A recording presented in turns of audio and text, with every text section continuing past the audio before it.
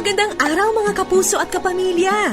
Panahon na naman ang kasiyahan dito sa Masayang Tahanan.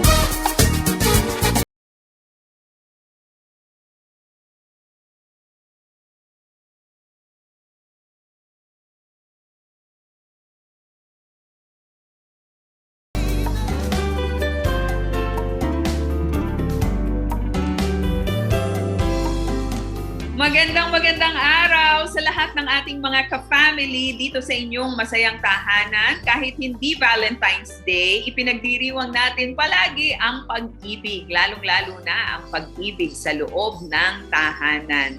Alam niyo po, sa tuwing merong magdiriwang ng kanilang wedding anniversary, talagang yan ay ipinagpapasalamat natin sa Panginoon. Lalong-lalo na sa mga panahong ito, na kali-kaliwa, parang kabi-kabila yung mga naghihiwalay na mga couples, medyo may konting hindi nagustuhan, hiwalay kaagad, give up na kaagad. And so, when we hear of couples celebrating milestone anniversaries in their lives, wow, talaga pong ang Masayang Tahanan ay nakikigalak at nagre-rejoice kasama sa pagdiriwang nila. Magandang araw sa inyong lahat. Ako ang inyong kumare forever, Maloy Malipiran sa Lumpides. Samahan niyo po ako sa isang oras ng masaya at makabuluhang kwentuhang pampamilya dito po sa Masayang Tahanan. Hatid sa inyo ng Back to the Bible Philippines at ng Far East Broadcasting Company. How do you reach 25 years? 25 years of strong, happy, and loving marriage. Ngayon pong mga panahong ito. Yan ang ating tutuklasin at didiskubrihin sa tulong po ng mag-asawang malapit sa aming mga puso. Ito po matagal na naming kaibigan. Estudyante pa ako sa Phoebeas College of Bible. Naging kaibigan ko na po ang mister. Pagkatapos, after many years, na-meet ko ang kanyang misis and through the years, yan, talaga namang walang lumalagpas na mga masyadong mahabang panahon na hindi ko kami nag-uusap, nagkukwentuhan, nagkakamustahan. Ito po ating batiin at muling i-welcome sa Masayang Tahanan, Pastor Ferdy and Mrs. Ermalie Cruz. Woohoo! Yeah, hello! We're here again. Opo, nandito na naman po kami. Salamat po sa pag-invite mo, sister. At parang pagka nakakausap ka namin, sumisigla kami. Ano yan? Mutual Admiration Club. Sumisigla rin ako kapag nakikita ko kayong mag-asawa. Nako, ang ating gagawin ngayon, kahit hindi ko strength ang mathematics, magma-mathematics tayo. 5 times 5. Kasi nga, 25 years na kayo. Wow! Yes. Your wedding anniversary. Pero bago tayo mag 5 times 5, meron akong 5 tanong sa inyo. At tag-isa kayo na tag-5 ang sagot. Yan ang gagawin natin ngayon. Para doon sa mga first time pa lamang kayong mamimit dito sa Masayang Tahanan, magbigay naman kayo ng maikli na overview ng inyong love story. Alam ko naman na hindi si Ermalie ang una mong niligawan. Tama po. Si Ermalie muna magkwento, pagkatapos si Ferdy. Ermalie, paano ba nagsimula ang inyong love story? So, una ay nagkita kami sa church. So, doon ako nakakilala sa Panginoon. At nung after ilang years na doon ako dumadalo sa church na yon, ay bigla namang nangailangan sila ng church secretary. So, nung naging church secretary ako, naging boss ko siya. So, lahat ng mga ilang gawain doon, particularly sa worship music ay siya yung nagde-direct sa akin kung ano yung mga gagawin. So, then, yun na po, nag-start na po doon, tagagawa ako ng program hanggang sa naging hindi kami magka-match o ano ba yan dahil frenemy. Dahil secretary nga ako, pagka gumagawa ako ng mga program, madaming mali. So, Ang dami siyang correction. So, doon kami nagkaroon ng bonding moment talaga. At nakita namin yung pag-start na tinawag kami ng Panginoon na doon pala sa situation na yon na doon sa office, sa ilang mga gawain sa church, hanggang sa ayun na, mag-asawa na kami. Kaya, ang pinagtataka ko lang, every time na may sasabihin ako sa kanya na kahit maliit lang na, ito, mali ito, dapat, ano to sobra ng tuldok, bakit apat, dapat tatlo lang. Yung mga ganon, parang napaka-sensitive niyan. Parang sabi ko, ba't ba, pagka meron akong konting nasabi, ayun, nagtataka ko, ba't kaya, nun pala, meron siyang crush sa akin. Meron ng lihim. Meron palang lihim. Yun. So, doon nagsimula yon. Kaya ako naman, imbis na ma-in-love sa kanya, dahil lagi siyang nagagalit, hindi ko pa nun alam na ganun yung babae, no? Na yung pala ay pagpaparamdam na ay marami din akong mga kinonsider at pinag-pray at malalapit din sa kanya. Kaya talagang medyo maparaan naman siya kung paano niya ipapahatid sa akin yung ano ba yun? Feelings. Minsan pag birthday niya, papadala ng mga birthday card kasi mga araw. Oo, birthday card tapos ang nakapirma hindi lang siya. Papapirmahin niya yung buong kapatiran. Hindi yung mga friends niya, mga friends niya. Kaya meron akong isang cousin na nasa church din. Hi Edith, siya yung isa closest niya na taga Prayer partner. Tatlo kami. So, ang pinapag-pray namin, lifetime partner. So, nag-pray kami hanggang sa ilang taon din yun. Hanggang sa sumagot naman ang Panginoon. Nag-pray mo pala yung matagal, kaya dapat kasi answered prayer yun, kaya papakatawanan mo yun. Bigay ng Diyos yun. Kaya, so, yun. And the rest is history. Marami. The rest is history at naka 25 years na. Nagsimula doon sa mga typographical error. Tapos naging bonding time ninyo, yung mga correction na yon. Matanong ko nga, Ermalie, baka naman sinasadya mo yung ilang mga typographical error para mas maraming bonding time. Hindi naman. Meron pang time wala akong gift kasi doon. meron pang time na hindi ako nakapag-liquidate ng tama. Talagang pinursu niya ako. Talagang ay, nako. Noon pala, hindi lang hanggang dun sa pagkakataon na yun, hanggang mag-asawa kami. Pinupurso ako hanggang ma-liquidate at maayos. Later, I learned and I realized my wife is a bookkeeper and an accountant, kaya kailangan balance. Noon hindi ko nag-umpisa, dalaga pa lang siya. Ganun na siya, consistent. Kaya pala na-realize ko, pag kami nakita ka sa umpisa pa lang na ganun, nako, mahirap nang mabago yon.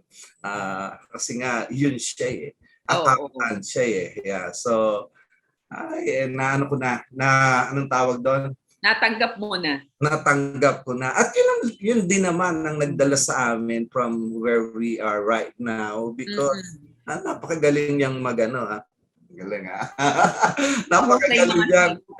Oo, tsaka mang-hold up na. Nag-compliment naman kami. Magaling siya mag-hold up din ng ng wallet ko at ng bank account ko. Kaya Importante yan. Importante yan.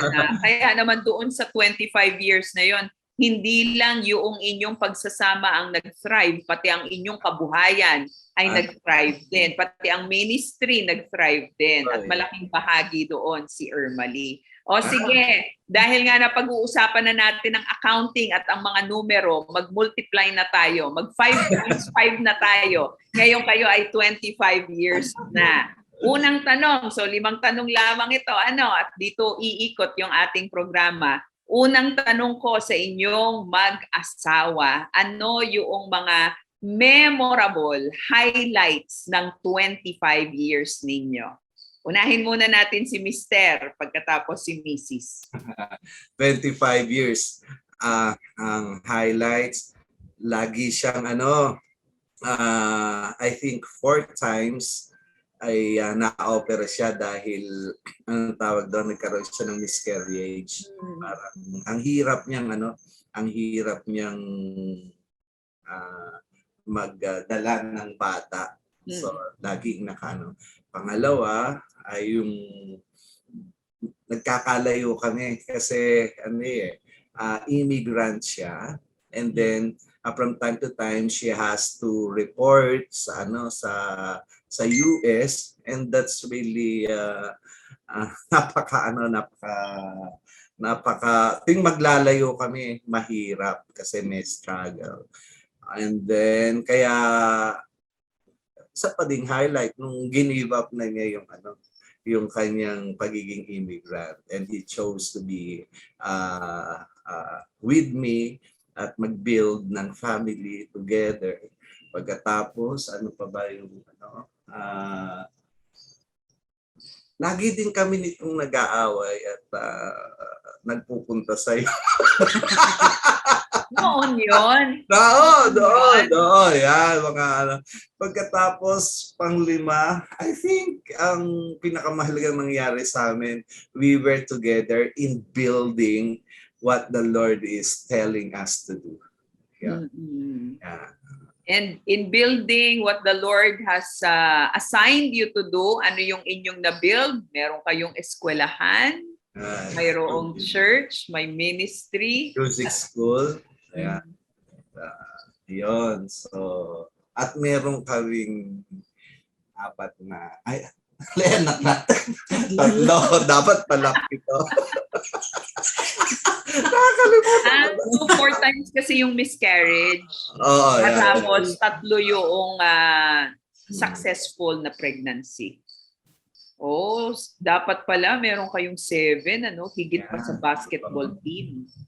Actually, yung isa pa din sa mga memorable talaga na I think twice yung doctor ay sinabi, nakalagay sa palad niya yung baby na talaga. Tapos may heartbeat pa. Noon, medyo yun. Tapos meron namang time na yung bang nakahiga siya, tapos nakita ko nakalawit yung paa ng baby. Parang gusto ko ipasok na gano'n. Yun, yung mga nasabi ko na idalawa.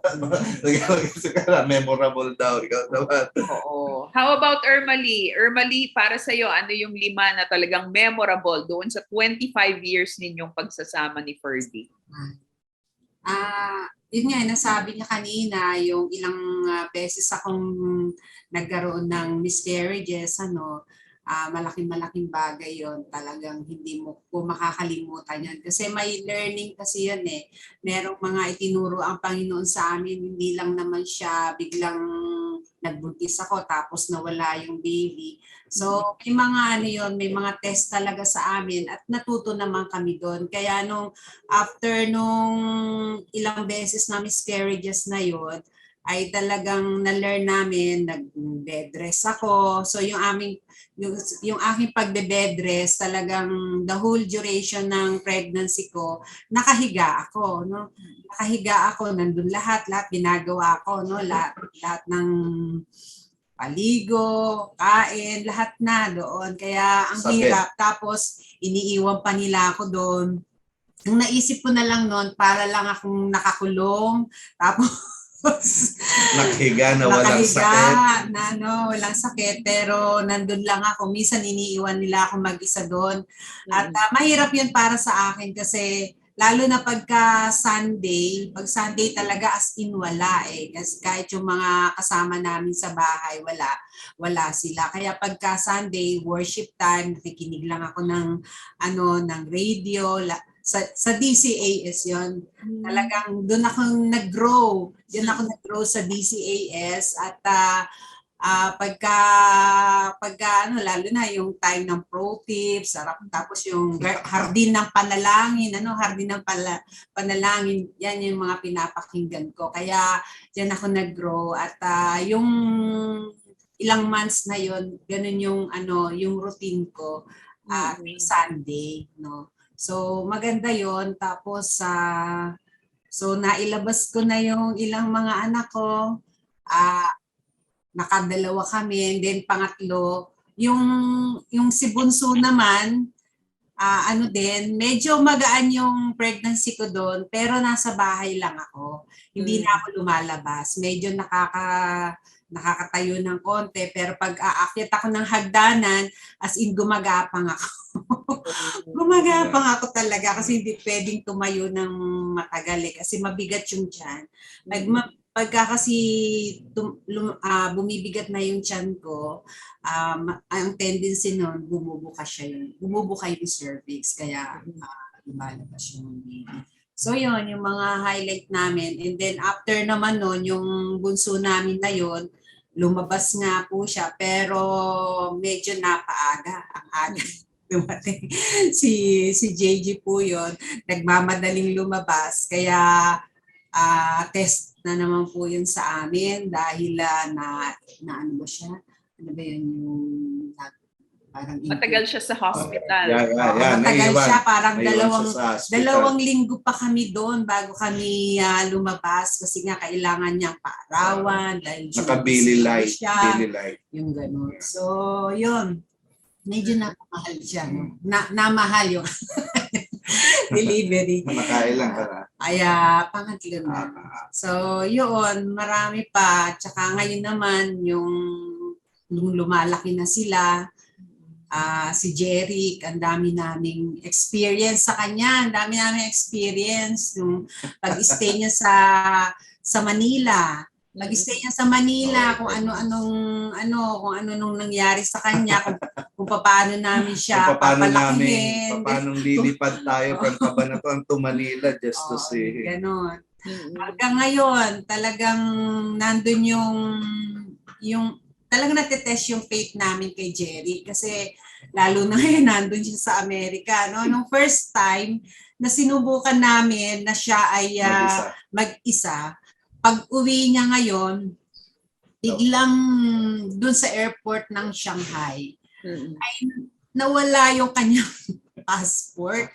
Nawala yung passport niya. As in talagang, tapos silang dalawa nung daddy niya nag-usap. Sige, Eka anak, pumunta ka Eka dyan sa isang hotel dyan. Silang dalawa lang kasi ayaw nilang sabihin na kung ano yung nangyari, dahil baka nga mabigla ako, gano'n, Dahil mai-stay siya dun sa may, China sa China. So, ilang taon si Jeric nung nangyari ito? 18, gano'n. 18, 19, parang gano'n Mahirap kasi dahil, napakatindi pala sa China, no? Hindi ka makakalabas talaga doon, and terrible. Hindi sila sanay makipag-communicate sa English, so kailangang i-bear ni Jeric lahat yun, at magta-travel si Jeric ng mahaba from airport papunta sa embassy ng China, and then US, and then Philippines, going back and forth, and then he has this maraming baggages na dadala, so talagang nanalangin yata buong. Nag-pray kami talaga. Sabi namin, siya pasundo na siya pasundo na siya talaga. Naghihintay ako sa airport na yung akin palang hinintay sa airport ay hindi makakadating. Nasa airport ako. Nasa airport ka ng Pilipinas. So ang layover niya ay sa China. From the US to China, tapos China, Philippines. Ganun ba yun? Ayun. So ano nangyari? Ilang days siya nagstay sa China? Nag-stay siya doon, lumabas siya doon. Supposed to be, dapat hindi siya lumabas sa loob ng airport kasi wala siyang visa doon.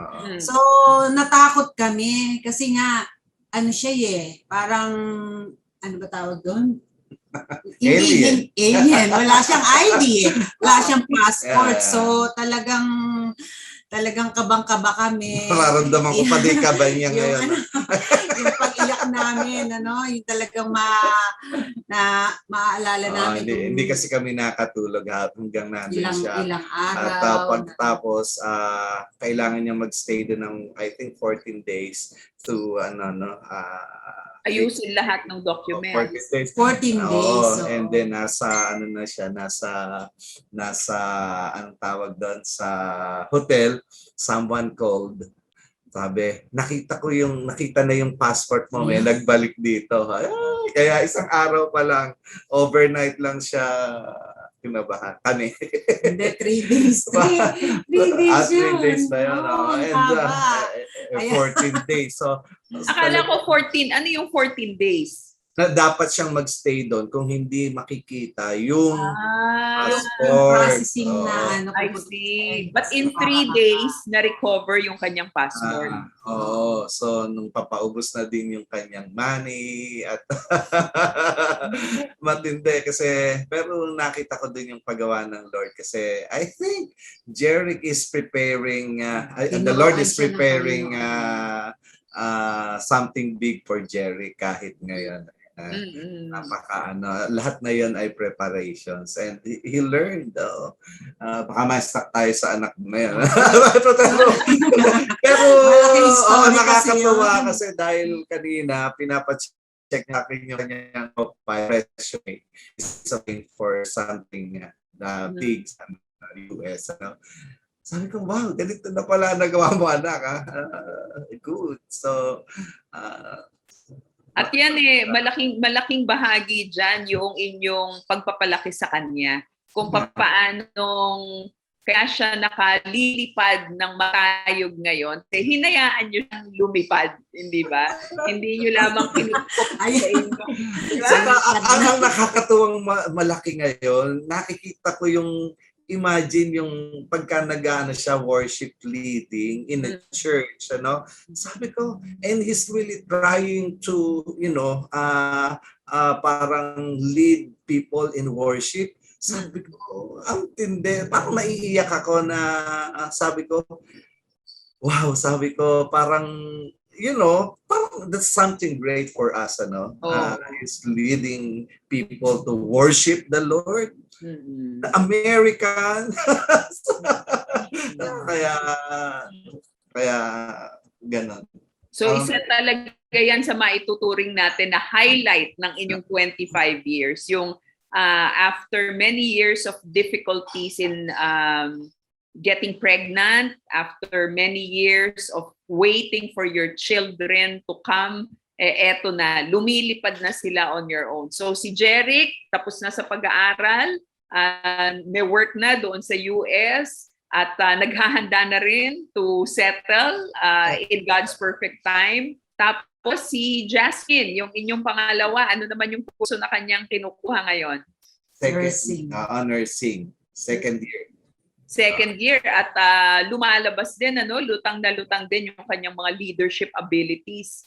At syempre, yung inyong very precious na bunso, si JG. Ayan. Ano naman ang kanyang plan? Grade 12 siya. Nung bata siya, sabi, I want to be like my dad. Ewan ko lang ngayon, na iba na yata. Anong aspeto ng buhay mo ang gusto niyang tularan? Yung pagiging pastor, pagiging musician, pagiging administrator, lahat ba yan? Actually, there was a time na medyo nag-oobserba siya. Siguro, pag-usap ako sa tao, and then sa party ng music. I don't know, pero sabi niya, I want to be like that. Sinerish ko yun, kaya lang ngayon sana Bago. Yeah. Oo. Nako, isang tanong pa lamang yan. Ang dami na nating mga na-discover tungkol dito sa mag-asawang ito. Baka hindi natin matapos yung 5 tanong. Sige, ito, second question natin, mabilis. Ano yung 5 na mga aral at payo na natanggap ninyo buhat sa pastor, mga kaibigan na nakatulong para manatili kayo at mag-grow kayo together for 25 years? Si Ermalie naman. Ay, ang maaalala ko dyan si Pastor Clem. Talagang isang araw, nag-decide kami, pumunta kami dyan sa Back to the Bible at nagpa-counsel kami kasi talagang nagbabakbakan kami. As in talagang ang hirap. Siguro nagmi-midlife crisis ba tayo nung panahon na yan? Hindi, nagkaaway tayo. Yung tawag. ano natandaan mo na payo niya? Meron siyang pinagawa sa amin noon eh. May pina-answeran niya siya sa amin kung ano yung mga yun, parang sa people puzzle yata yung na-share na mga sinagutan namin. And then sabi niya, ito ang madalas niyang sinasabi kasi nga ang parang pinag-anuhan namin nun ay yung about financial, no? Financial. So, sabi ni Kuya Clem, niya, pasweldohin mo yung asawa mo. Ayun. Kasi nga, nagwo-work kami sa isang sa isang company. So, siya boss ko. Tapos, under ako sa kanya. So, yun, mga payo niya, sana ay magkaayos kami. Ganun ba? Ano nga yung mga lessons, mga payo ni Kuya Clem? Ay binigyan pala tayo ng book na Love and Respect. Yan, sabi niya. Ang ganda ng librong yun. Gusto ko rin yung libro na yan. Love and Respect, no? Love and Respect. Ganda yan. Si Ferdy, ano yung mga lessons through the years na nagpatatag ng inyong pagsasama? Ang mga lessons, actually, marami ikaw din when you listen to us, and isa pa, when we look at people, when we observe people, mga couples din, lalo na yung sumusunod sa Panginoon at saka hindi sumusunod sa Panginoon. I think marami kong nakuha doon. And then pagkatapos, mga listening na talagang ididirect kayo sa Lord. Hindi pong gano'n, Kasi, yan. So, yung mga yon, by observing people, by listening, by talking to people, yan. Kaya nga nung 25th namin, talagang we remember all the people, all the times sa kami ay nakipag-usap sa mga taong ngayon. Sabi namin, ang unang lagi naming naisip dahil ay sila Manoy, sila attorney, puntahan natin, daanan natin sila. Lagi namin kayong naiisip when sabi nga namin gano'n ay wag namang puro sana ngayon ay matuwa sila dahil pupunta tayo nang walang problema. Matagal na namang walang problema. Diba? Alam ko, isa sa mga mentors nyo rin si Dr. Ed Banzuelo. Ano yung mga naituro niya sa inyo, sa inyong pagsasama? Actually, I observed them kung paano pinapalaki yung mga anak nila. Ayan. Tapos si Ma'am Min, inoobserbahan din namin. The way they handle finances, and then sa ministry, pagkatapos yung bang desire na lahat yung anak ay sa ministry, yun malaking impact sa amin yan. Kasi there are nung bata pa ako, sabi ko, bakit yung mga pastors, tapos pag may nakakausap ako, ayaw nilang magpastor yung anak nila. Well, naiintindihan, pero ang laksak ng impact nung pastor na magpastor din yung anak. Iba sabi ko, napakadakilang thought sa akin.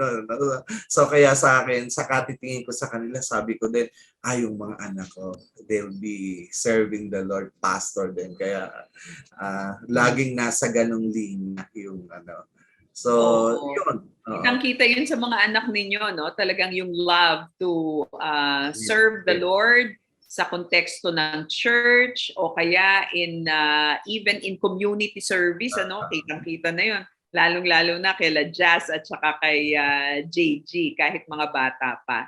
Ngayon, puntahan naman natin, pangatlong tanong ko sa inyo. 5 bagay na iniibig at hinahangaan ninyo sa isa't isa. Ermalie, ano ang 5 bagay na iyong iniibig at hinahangaan kay Ferdy? Ito, mapagbigay talaga siya eh. Makikita mo, very generous siya dahil mas nakikita niya minsan kung ano yung pangangailangan ko eh. Nung nakakaraan dahil medyo gawat, Pero, Alam mo, gawat. yung, Dito sa kasi pagka sinabing gawat, yung kasi wala pang anihan, wala pang, mahirap yung buhay. Gawat. May Nueva Ecija po gawat. kasi itong dalawang to, nandito sila sa Nueva Ecija ngayon, yung pala ang gawat. Okay. so, yun, pagka yung time na ganon, na-expect ko na sana, hindi na niya ako bibilan ng bulaklak, Kasi birthday ko, January. Susunod dyan, February. So, magkasunod pa. Hindi siya, consistent siya doon. Oh. Ako mahal ng bulaklak, lalo na pag February, di ba? Oo. Kaya, ako din talagang... Okay. So, generous. Ano pa yung gusto mo kay Generous. Ferdy? Tsaka discerning, yun nga. Discerning. Din, Mm-mm. ano pa ba? Magaling siyang mag-manage. Siyempre, unang-una na-manage niya kami dahil kung hindi, ay tagal na kami wala. Pero magaling siya mag-manage dahil pag sinabi niyang sit. Diktador ba? Hindi naman diktadora, no? Hindi naman diktador. Ayun. Ano pa ba? 5 ba? Oo. Pang-apat. Dalawa pa. Pang-apat. Nag-aabang talaga si Ferdy. Siyempre, pogi. Tsaka mabait. Tsaka lalong-lalo na nito sa pamilya, mapagmahal sa pamilya, sa nanay niya, kay tatay niya namatay, Oo. Sa kapatid niya. Very loving talaga. Talagang if you honor your parents, talagang it's a command that has a reward, a promise that the Lord will fulfill. Kita naman yan sa buhay ninyo. Ferdy, it's now your turn to affirm Ermalie 5 things that you love and admire about her. Yan, I am really inspired sa kanyang early morning devotion, yung pagiging consistent niya talaga, gumigising siya early to really devote time for the Lord. Yun. Pagkatapos, she can manage our financial at mapapagkatiwalaan siya. Mapapagkatiwalaan, trustworthy. Pagkatapos yung love din sa family niya. Yan, kasi siguro nga din yun ang gusto naming ituro even to other children, that you really have to honor your parents. Lagi kong sinasabi yan dito din sa eskwela. Siguro yung pang-apat yung sanay siyang mag-alaga ng pamilya. Gusto mo laging umuwi kasi alam mo malinis yung yung bahay mo, maayos yung mga anak mo. Pagkatapos yung mga damit nyo nakasalansan, malaking gawain sa kanila yung sa kanya yung pagsasalansan ng damit. Ako naman medyo pahagis lang pero pagbalik ko maayos na uli. So masino, talagang masino sa bahay at sa buhay. Sa buhay. Pagkatapos siya, loving. Tapos madami pa at saka mapagtsaga siya. At saka mahal niya yung pamilya. At mama, this is a great woman. Wow naman! A great woman talaga. Proverbs Okay, nasagot nyo na kanina nung tinanong ko kung ano yung highlights ng inyong 25 years. Karamihan sa mga sagot nyo, parang mga pagsubok din na inyong napagtagumpayan. So, ang huli, kasi isa yun sa mga tanong ko, ano yung highlights, ano yung pagsubok, ano yung lesson, ano yung iniibig ninyo sa isa't isa. Yung huling tanong ko sa inyong mag-asawa, Ano naman ang 5 paboritong ibinigay ninyo o natanggap ninyo sa isa't isa in the 25 years that you have been together? 5 favorite gifts dahil alam ko pareho kayong generous eh. Pareho kayong nag-express Alam mo, ang problema dito, parang ang isa pang hindi ko napansin, low maintenance, hindi siya mahilig sa mga bagay na kung ano-ano. Mamuhula ka talaga kung ano yung gusto niya kasi wala siyang yun nga, low maintenance, wala siyang artist sa katawan, wala siyang, yung ba sabi ko, magpakuko ka naman nga ng magpa-puts pa ka nga para naman pagka dumikit yung paa mo sa akin. So, ganun siya. Kaya, I think, hindi masyadong material yung Tignan natin, pakinggan natin si Ermalie. Ano sa mga binigay o ginawa ni Ferdy para sa'yo ang tunay na na-appreciate mo? Top 5. Top 5, nako. Ano ba? Yung 25 natin, masaya. Ano kasi to, alam niya kung ano yung gusto ko yung iikot lang kami.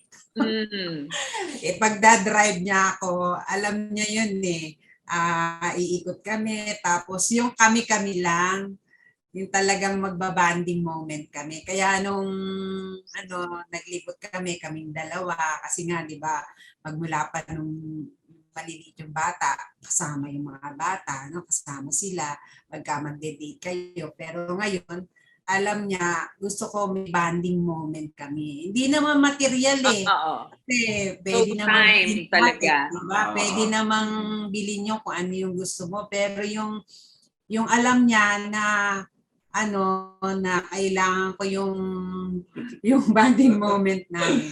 Yun yung ginagawa niya. Kaya pagka minsan, tara ikot tayo. Iikot lang kami, ikot lang. Masaya na. Through, kasama yung mga anak din namin minsan, tapos kaming dalawa lang. Yun yung madalas naming, at yun yung palagay kong pinaka the best na binigay niya sa akin. Meron siya mga binigay nun sa akin. Gaya ng? Hindi na niya yun uli nabigay kasi ala nang para daw. Binibili ko kasi yan ng alahas, binibili ko yan ng alahas. Tsaka alam naman niya, hindi ko kailangan. Hindi mo binitig. Mahalaga yun. At sayang, hindi ko nga nasuot, Pero, tapos, meron siyang mga binigay sa akin, mga talagang mamahalin na mga hindi niya sinusuot. Jewelry. Binebenta niya. Hindi, kasi alam mo, meron ding meron ding advantage kasi pagka sa bahay, di ba, at is ka, payapa ka, wala kang iisipin. Wala kang iintindihin. Wala kang iintindihin. Misplace, baka may kumuha. At saka open na open yung bahay namin to everyone. Lahat yung aming mga kasama sa bahay. Ang gaganda naman, sister, ng mga, di ba, mga fancy, yung mga fashion. Kaya ikaw na, Ayan, mas gusto ni Ermalie pala, imbis na mga material gifts, ito pala yung quality time, ang love language. Si Ferdy naman, top 5 na mga na-receive mo kay Ermalie na talaga namang gustong-gusto mo. Alam mo na, ano yung gusto mo, di ba? FJ. FJ Cruiser. Gusto ko rin yun. Palagay ko, gumawa muna kami ng maraming dahilan, siya siguro, para kung bakit namin bibili yun. Oo. Marami. So, binigyan ka ng asawa mo ng sasakyan. Naggusto mo. Yeah. Anong reaction mo dumating yun? Parang nagulat na hindi kasi parang akong nagulat na hindi kasi surprise yun surprise, pero masarap yung feeling kasi may ribbon na malaki tapos parang kinukwento ko lang, parang gusto ko yun kasi parang kaganda yan. So masaya yun. Wow. So bukod doon, ano pa yung ibang mga ibinigay sa iyo ni Ermalie na memorable? Our children. Wow naman. Tapos, ah, yung yung pangunawa, at saka kung merong nakaalam ng lahat-lahat sa akin, it's her. But she never tell anyone about that. No? Parang yun, napaka-secure ko sa kanya. Yun yung isa palagay ko. Ilan na ba yun? 3. Tatlo. Sasakyan, mga anak, yung respeto. Pagkatapos ang isang we've been through a lot of challenges katulad ngayon at kailangang mag-adjust. Halimbawa sa business ngayon, she has to go store and talagang nag-a-adjust siya i-manage talaga yon dahil sa mga ilang changes na nangyari. And pag inisip ko, napakamahal ang sweldo noon kung iba yung gagawa. At saka iba naayos, na-organize niya. So sabi ko, ngayon ko lang sasabihin sa ito, iniisip ko kung paano kita susweldo. pero napaka and yun, pagka nagsasabi siya sa akin na bineburn niya, minsan hindi na niya sa akin sinasabi. Para hindi ka mabigatan. Ginagawa na niya ng paraan. So marami pang bagay and I really appreciate yung partnership namin na through the years ay whirlwind. Pero sa habang namin na yan, sa whirlwind na mga situations, may nabubuo pala. At marami, ha? Ang pala, kaya merong whirlwind na gano'n, yan parang dinidestroy ng kalaban. Kaya pala ganun yun. So, I'm glad that we have discerned that at we chose now to be at peace with one another. Nung hindi pa dami-dami salamat sa time ninyo. Nako, we really appreciate that. Napakaliit ng naging ambag namin. All the hard work was done by you, both of you. And so we congratulate you. We congratulate both of you for braving it through many storms sa loob ng 25 years. And we rejoice with you na inyong tinatamasa yung talagang pag-iingat ninyo sa isa't isa at sa marriage ninyo. Ermalie, Ferdy, ano ang inyong mensahe para sa isa't isa ngayon na 25 years na kayong mag-asawa? Maikli lamang. It can be a message, it can be a prayer, it can be a wish for your spouse. Ermalie, ano ang mensahe mo para kay Ferdy?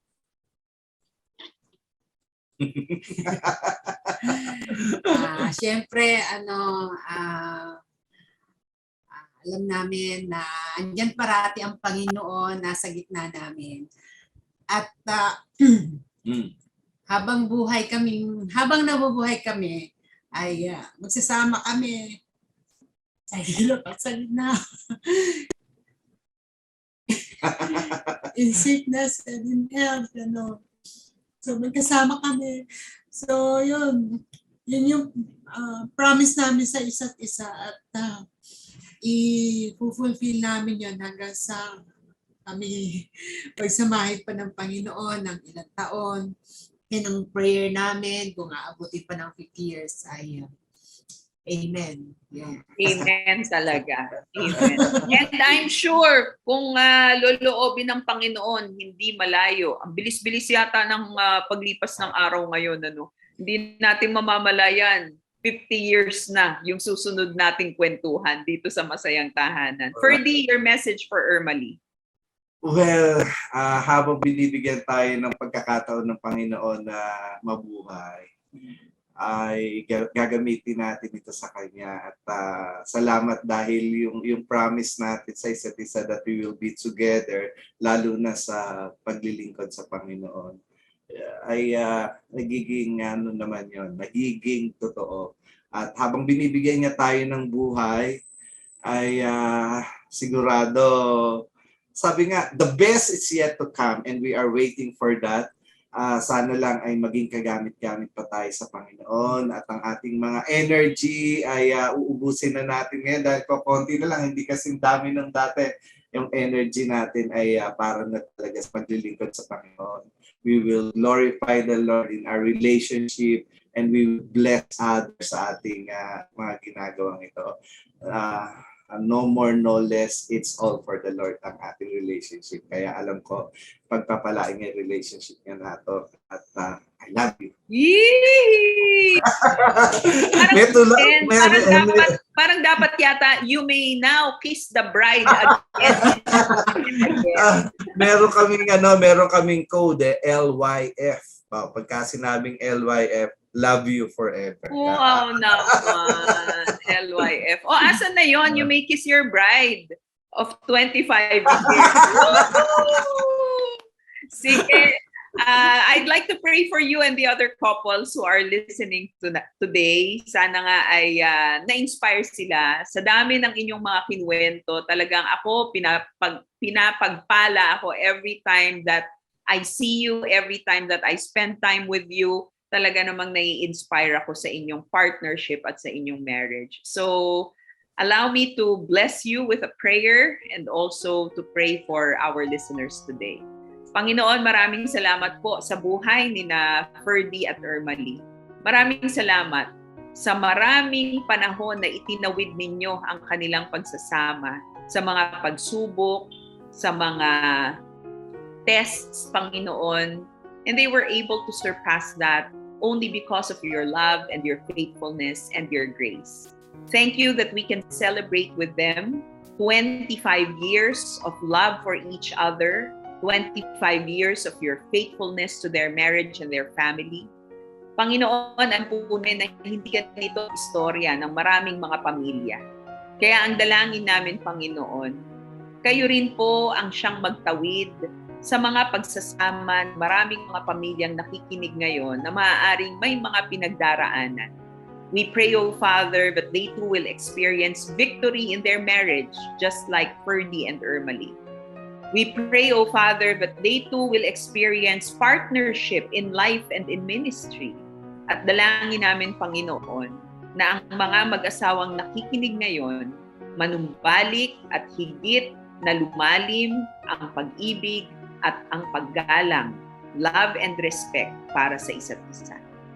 Thank you, Lord. We commit to you our marriages and our families. Bless us, O Lord, for your honor and glory. In Jesus' name we pray. Amen. Ferdy, Ermalie, maraming salamat. Sa susunod ulit, kapag nag-30 years kayo, dapat yan every milestone, every 5 years, nagbabalik kayo dito sa Masayang Tahanan hanggat kaloob ng Panginoon. God bless you both. God bless your family. Sa inyo din pala, happy anniversary, attorney. Thank you. Maraming salamat sa inyo. Oo nga po, kami magdiriwang din ni attorney ng aming 22nd anniversary. Nauna lang itong mag-asawang ito ng 3 taon. No, pero halos magkabuan din kami ng aming mga anniversary. So God bless you. Thank you. At pagpalain kayo dyan sa Nueva Ecija. Sa lahat po ng ating mga ka-family dito sa Masayang Tahanan, maraming salamat sa inyong palagiang pagsama sa ating mga kwentuhan, sa ating mga celebration, at minsan-minsan kahit sa mga iyakan, kasama rin namin kayo. Hanggang sa susunod po nating episode, maraming salamat din kay Precious Grospe sa ating mga kasama sa studio at sa Bukawi Transmitter side. Ako nga po, ang inyong kumare forever, Maloy Malibiran sa Lumbides, palaging nagpapaalala ang Masayang Tahanan. Sama natin pagsumikapan. God bless our families. Oras na naman ang pagpapaalam, kaibigan. Kung nais mong magkaroon ng kopya ng ating programa, tumawag lamang sa 371-9489. At kung nakatulong sa iyo at sa iyong pamilya ang Masayang Tahanan, magparamdam ka naman, kapatid! Sumulat ka sa Masayang Tahanan, P.O. Box 1750 Manila. Pwede ka rin